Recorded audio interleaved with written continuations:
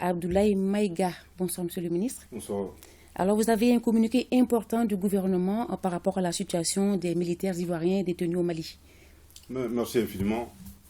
Au nom de nos plus hautes autorités, j'ai l'insigne honneur de délivrer le communiqué numéro 38 du gouvernement de transition, communiqué dont la teneur suit.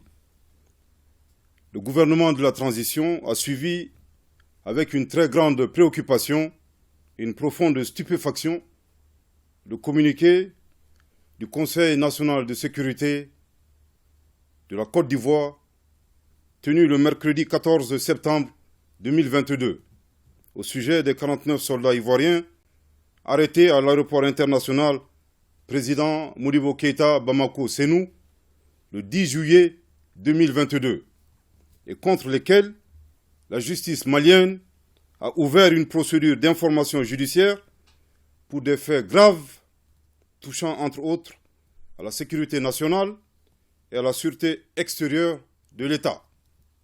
Le gouvernement de la transition rappelle à l'opinion publique nationale et internationale que par communiqué numéro 034 du 11 juillet 2022, il a expliqué en détail les conditions illégales dans lesquelles ces forces étrangères, dont une trentaine de forces spéciales, sont arrivées au Mali en possession d'armes et de munitions de guerre, sans ordre de mission ni autorisation, tout en dissimulant les identités et leur profession réelle de militaires, ainsi que l'objet précis de leur présence sur le sol malien.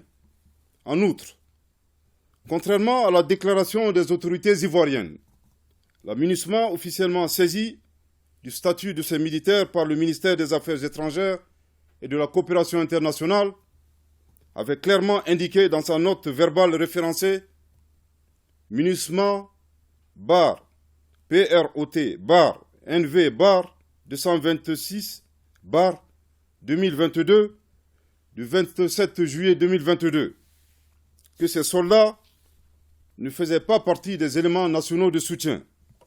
Par conséquent, aucune base légale ne saurait à présent justifier ni leur présence, encore moins leur mission au Mali. De même, le directeur en charge des questions africaines au ministère des Affaires étrangères et de la coopération internationale a reçu en audience le lundi 7 août 2022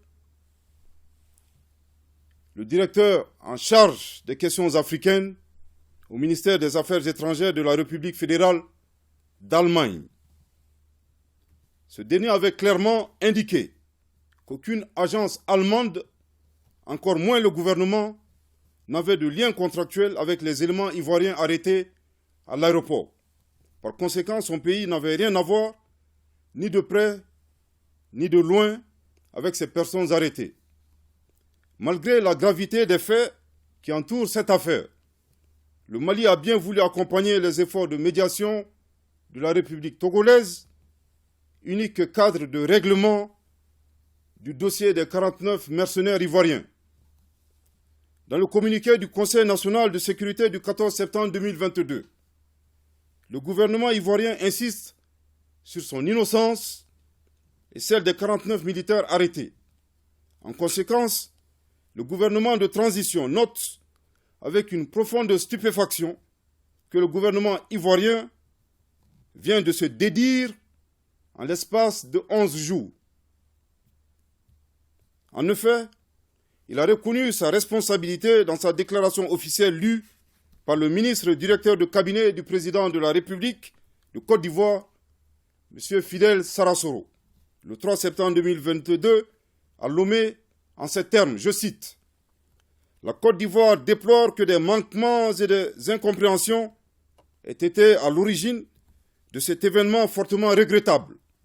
La Côte d'Ivoire, soucieuse de maintenir des relations de bon voisinage avec le Mali, s'engage à respecter les procédures des Nations Unies ainsi que les nouvelles règles et dispositions maliennes édictées relatives au déploiement des forces militaires au Mali. » Fin de citation. Un tel revirement grave de la part d'autorités étatiques ne vise qu'à manipuler et à entraver la manifestation de la vérité. Je répète, un tel revirement grave de la part d'autorités étatiques ne vise qu'à manipuler et à entraver la manifestation de la vérité. Je répète pour une dernière fois, un tel revirement grave de la part d'autorités étatiques ne vise qu'à manipuler et à entraver la manifestation de la vérité. Animé d'une volonté d'adversité, le gouvernement ivoirien accuse le Mali d'avoir pris en otage les militaires ivoiriens en faisant fi des conditions obscures et des manquements ayant entraîné l'inculpation par la justice malienne des 49 mercenaires ivoiriens.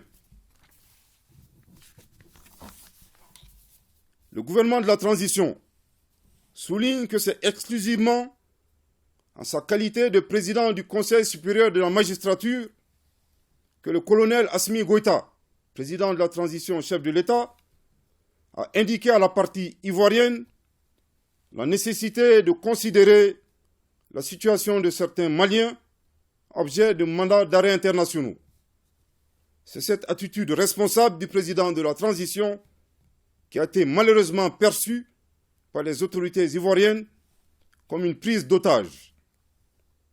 À la décision du gouvernement ivoirien d'avoir transformé un dossier judiciaire en une crise diplomatique et par conséquent de saisir la CEDEAO, le gouvernement de la transition souligne qu'il n'est nullement concerné par cette procédure devant l'instance communautaire.